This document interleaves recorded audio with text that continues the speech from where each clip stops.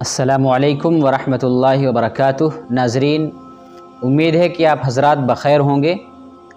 Comment میں ایک مسئلہ یہ معلوم کیا گیا ہے اور عام طور پر لوگ پوچھتے بھی ہیں کہ اگر فرض نماز کی تیسری یا چوتھی رکعت میں کوئی شخص سورہ فاتحہ کے بعد کوئی سورت پڑھ دے یا کوئی آیت پڑھ دے تو کیا ہمیں سجدہ سہو کرنا پڑے گا؟ فرض نماز کی تیسری اور چوتھی رکعت میں اگر ہم سورہ فاتحہ پڑھنے کے بعد کوئی سورت پڑھ دیں یا ایک دو آیتیں پڑھ دیں تو کیا ہمیں سجدہ سہو کرنا پڑے گا یا ہماری نماز ہو جائے گی؟ یہ مسئلہ پوچھا گیا ہے۔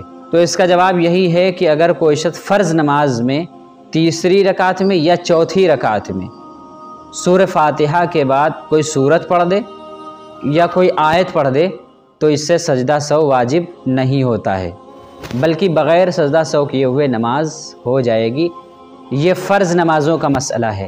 سنت کا مسئلہ الگ ہے کہ اگر آپ سنتیں پڑھ رہے ہیں تو سنتوں میں ہر رکعت میں آپ کو سورہ فاتحہ کے بعد سورت ملانی ہے۔ اس میں اگر آپ کی سورت چھوٹ جائے گی تو آپ کو سجدہ سہو کرنا پڑے گا۔ امید ہے کہ آپ حضرات کو یہ مسئلہ سمجھ میں آ گیا ہوگا۔ السلام علیکم ورحمۃ اللہ وبرکاتہ۔